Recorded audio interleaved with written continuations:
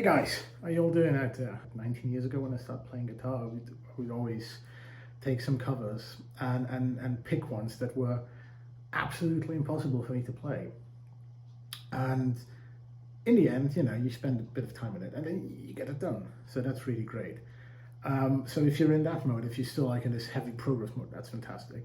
If you are now maybe in a mode, let's say that's a bit more settled, and I would describe myself definitely like that, so that I still play, but I'm kind of content with my level, but I want to keep the creativity going, and I might want to look at some new ideas. Sometimes I just go back to covers that I played a while ago, and I will now show you how I take such a cover. I just play one riff, and you might recognize it. If you don't, it's not too bad. And then take one specific idea from that and turn it into something creative. And that's basically how my writing process goes. And I'll just show you now the main riff that I'm talking about. You probably know it.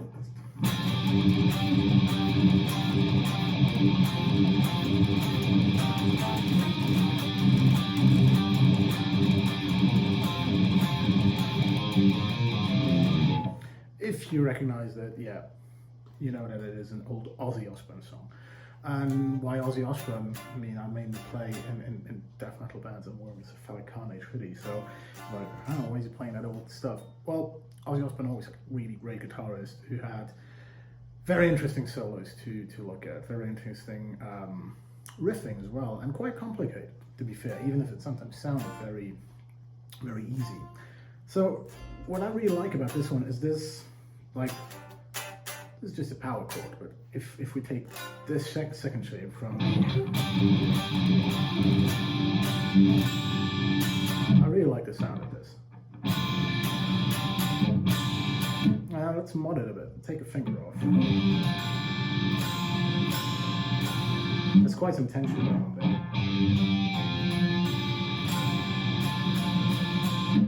And now this really works well with my tuning, because this guitar is tuned to a double drop C, you could call it like that. So basically these 6 strings are tuned 2 drop C's. Tuning means these 5 1 step down, these 2 steps down. So I get an extra low G here. It's kind of my way of having an 8-string guitar without needing the 8th string. It's quite hassle. So I just take this here. That kind of works well, and then I can build up stuff from there.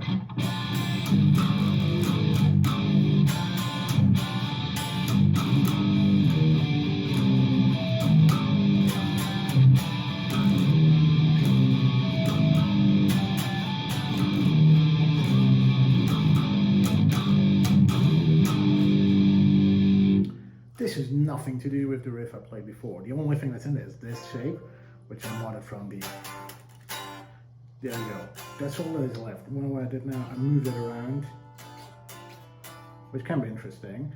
And then I reversed it here on these strings. So basically, you see, I'm kind of doing the same stuff. It's if I take this finger just up, and it works really nicely. And what I add are the open strings, which I love to use.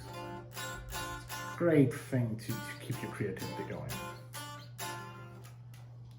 So now you see from this like very, very old schoolish riff, we got to something fairly modern sounding. And we can go on with that. Because now you might be in a creative mood and go, all right, I've got one riff done. I want more riffs done now. So what could you do to get it done? And what really helps, again, in my case then, would be to think of drum patterns. So with this riff that I just played here, it's fairly doomy. You want a slow drum pattern, but maybe you want a variation in it. Okay, if you play in like a beatdown band or like a doom band, you want to keep the tempo low, but I really like to speed it up at some point. So from that riff here, I might just go from, I want something fast now, like, we don't have to like a drum that goes like boom, ba-da, boom, ba-da. on this riff, but I want a big variation and something quick afterwards. It's more like tick, tick, tick, tick, tick, tick, tick, tick, tick, tick, tick. You see? So that's kind of my favorite beat on the drums, like the double bass with like a mid-tempo snare. So I can imagine that, okay,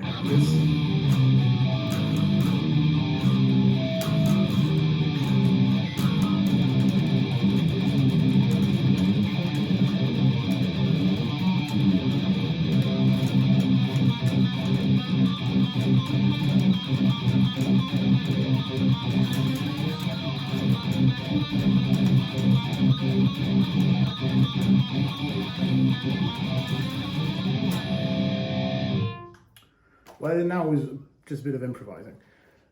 There's no Ozzy in there, that's for sure. There's a lot of stuff in there, I guess, and that's just stuff I gathered from playing a lot of different covers. I can definitely see this is something I got from a Decapitated song, just the shape. What I did, usually it was like a tritone, you know, and now I just skipped one string and then moving it around, and then just like that, this dissonant thing going where you basically just slide it up. And the stuff I played before was just like some random death metal stuff. That's the stuff you come across when you're really into like technical death metal and things like that. And then what a good friend of mine told me once, he said, if you go pick a bit of here and a bit of there and a bit of everywhere, what you do is you don't steal, where you're doing a research actually. And that's true. That's really true. And that's the way how you can create really big sounding riffs or very complex riffs, just by being a bit creative. Here's one that is really long and it's divided up into several parts, but just to show you what he meant with it.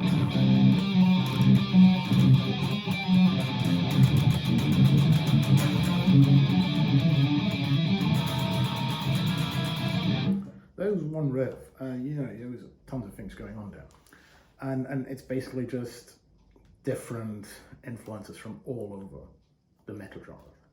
Now I don't go that this is blues or this reggae. No, it's always mostly metal, and that's what I do best, and that's why this video is also about creative metal riffing. It is just this is the tip of the iceberg. I've just got like 10 minutes to explain you how this works, and it would take hours actually to dive deeply into it.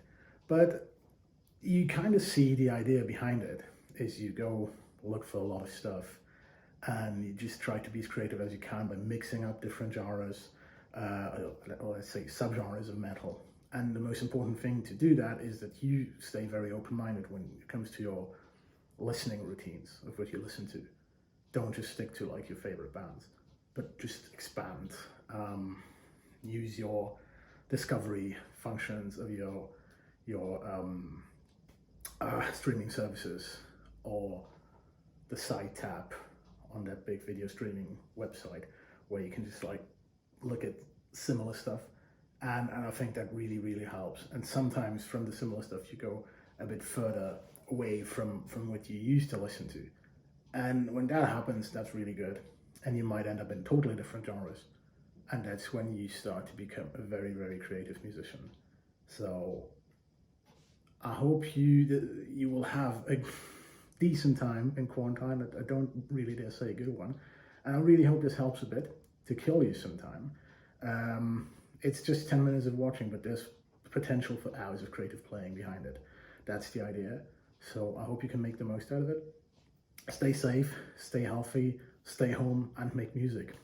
Take care.